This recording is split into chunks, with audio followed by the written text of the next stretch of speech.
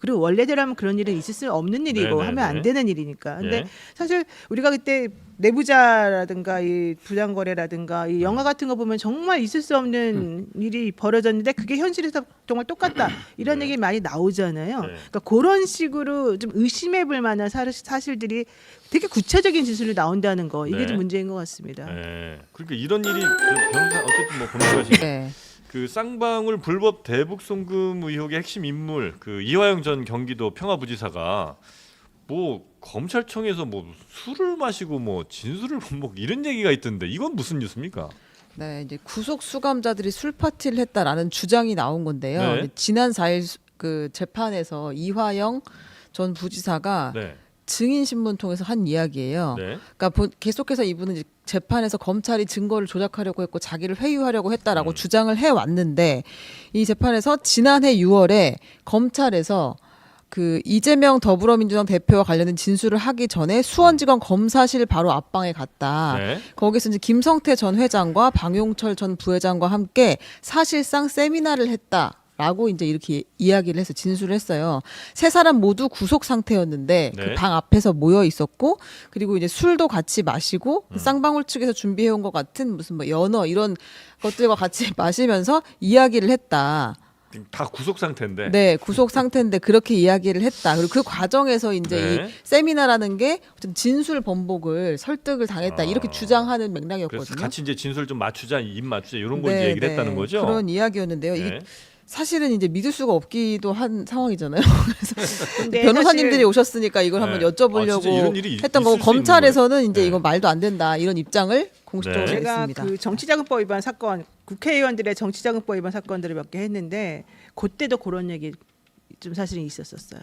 예를 들면 그러니까 이제 A라고 하는 그러니까 뭐 박지원 의원 그때 정치자금법 위반 사건 할 때 그때 이제 관련자들 참고인 진술들이나 상대방도 이제 다른 사건의 피고인들이죠. 그 사람들이 이 사건의 증인이 되는 경우가 있었고 그분들이 진술을 번복하는 사건들이 이제 몇 개가 나타나서 그때 우리가 재판까지 하게 되었거든요. 이제 그때 그 당시에 있었던 그 사람들이 왜 진술을 번복하게 되었나 이제 계기와 관련해 가지고 계속해서 얘기되는 과정 중에 이런 비슷한 내용도 사실은 있었어요. 근데 확인을 우리가 이제 할 수는 없고 실제 검찰에서도 이거는 말도 안 되는 소리다 이제 이런 얘기들을 하기 때문에 우리가 거기에 대해서 진실이다 아니다라고 지금 여기서 단정지어서 말할 수는 없지만 그리고 원래대로라면 그런 일은 있을 수 없는 일이고 하면 안 되는 일이니까. 근데 사실 우리가 그때 내부자라든가 이 부당거래라든가 이 영화 같은 거 보면 정말 있을 수 없는 일이 벌어졌는데 그게 현실에서 정말 똑같다 이런 얘기 많이 나오잖아요. 그러니까 그런 식으로 좀 의심해볼 만한 사실들이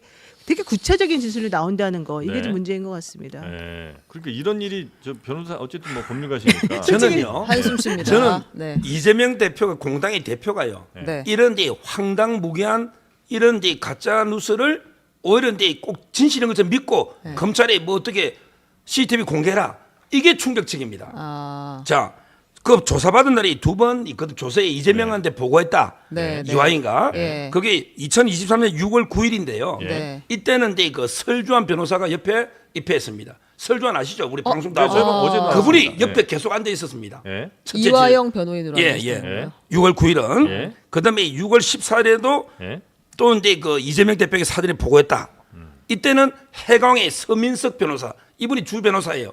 앉아 있었습니다. 자, 변호사가 그러면 이게 술 먹는 걸 변호사가 모를까요? 허수아비로 옆에 계속 앉아 있습니까?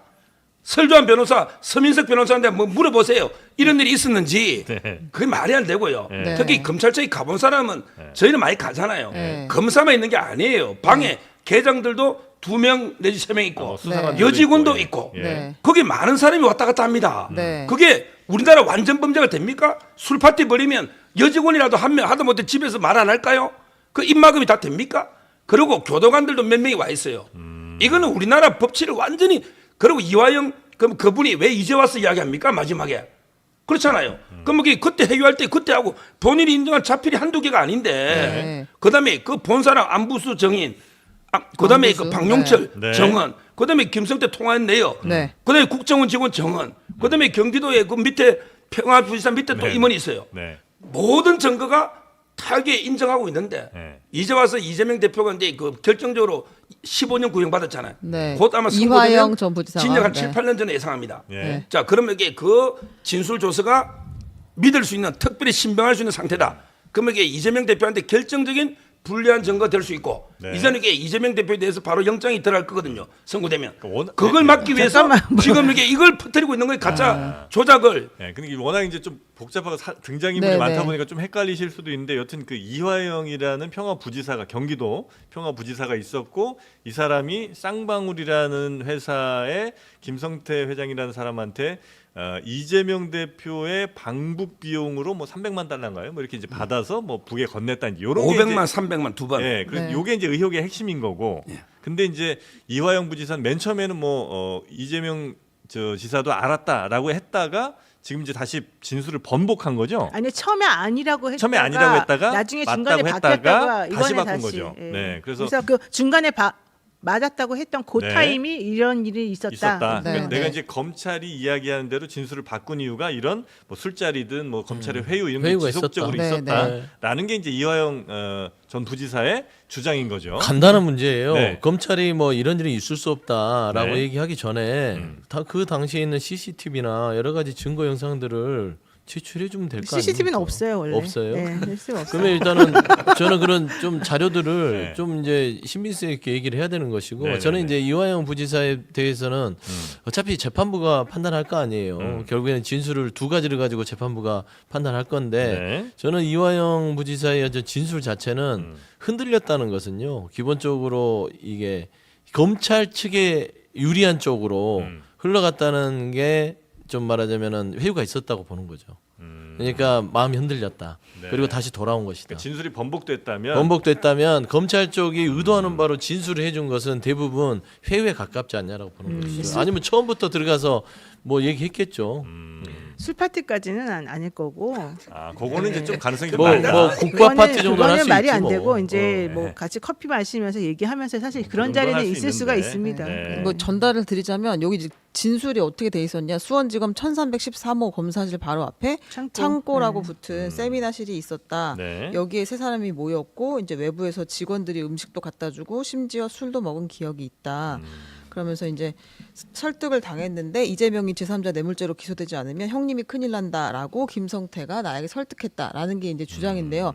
사실 밝혀지기 어려울 것 같긴 해요. 너무 약간 믿을 수 없는 상황이라 지금 여쭤보기도 한 건데 네. CCTV가 중앙지검 안에는 있습니다. 검찰청 그 복도에 다 있어요. 근데 복도에는 있고. 예, 근데 이제 요 안에 어떤 공간인지 수원지검은 제가 잘 몰라서 이거는 뭐 확인할 수가 없는데 사무실 안에는 없겠죠. 보통은 뭐 없는 경우가 훨씬 네네네. 많으니까 복도 정도에는 있다. 그러니까 그런 걸로 증빙이 안 돼요.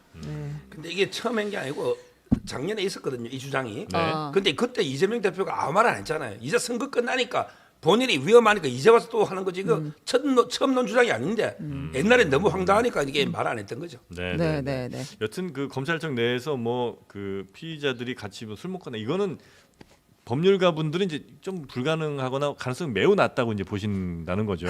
제가 변호사 30년 동안에 네. 커피는 그래 한 잔 줄 수 있어요. 네, 커피는 뭐 마십니다. 네. 술 파티 이게 술 냄새가 교도소 가면요 교도관도 다 보는데 검사가 네. 자기 목숨 내놓고 이 중요한 사건 하면서 네. 이화영이가 부지사입니다. 이재명이가 대표고 내가 검사가 바보입니까? 술 줬다가 이게 나중에 자기가 무슨 책임을 이거 검사 구속될 수 있는 사안입니다. 네. 무알콜 맥주 어때요? 그런 걸 제 말은 그러니까 내 말은 네, 그렇게 네. 할 이유가 검사가 목숨 걸고 자기 할 이유가 없지 않습니까? 왜냐면 이제 검사 진술- 입장에서 뭐 수사를 하는데 분명히 이게 맞는 것 같은데 이 진술만 나오면 되는데 이 진술을 이 사람이 안 해. 그래서 그거를 좀 이렇게 끌어내려고. 근데 술 한 잔 준다고 진술합니까? 진술한 게 제가 아까 2번 이야기했고요. 네. 실제 한 67번 됩니다 조사. 네. 근데 다 인정하다가 마지막에 부인이 정신 차려 네. 이렇게 부인이 하면서 이게 바뀐 거죠 진술이. 네. 알겠습니다. 근데 원래 아시다시피 그 조사 같은 거 하러 나가면은 출정 기록이 나오는데요. 네, 네. 출정 기록은 바꾸지 못해요. 네. 근데 검찰청에 출정 기록이 정말 많아요. 막 120번 이화영 매일매일. 전 부지사가. 그러니까 이화영뿐만이 아니라 많은 분들이 이제 네, 회유하거나 맞아요. 진술이 바뀌는 사람들의 아. 경우를 설명을 제가 일반적으로 해드리는 건데 네. 예컨대 A라고 하는 사람은 아침 9시에 불러가지고 밤 12시까지 앉혀놔요. 네네. 이거를 매일매일 하는 거예요. 네. 그러면 나와가지고 뭔가 조사하려고 그 사람 불렀을 거잖아요. 네. 그럼 조서가 작성돼야 되는데요. 네. 조서가 하나도 아. 없어요. 그러다가 중간에 이 사람이 딱 갑자기 진술을 바꿔버려요. 그리고 나면은 그다음부터 그 사람을 안 불러요. 아. 이래가지고 이 사람에 대한 그 증거가 확보가 되는 거예요. 그 진술만 네. 딱 받으면 끝이군요. 네, 그런 식으로 하는 게 되게 많았었고 네. 제가 그 재판할 때 그걸 가지고 우리가 뒤집은 적이 있었어요. 아. 무죄로. 네. 그러니까 현실적으로 이화영 지사의 말이 맞는지 안 맞는지 모르겠지만 네. 어쨌든 회유 과정이나 이런 것들은 충분히 있을 수 있다. 예, 이런 알겠습니다. 거죠. 아.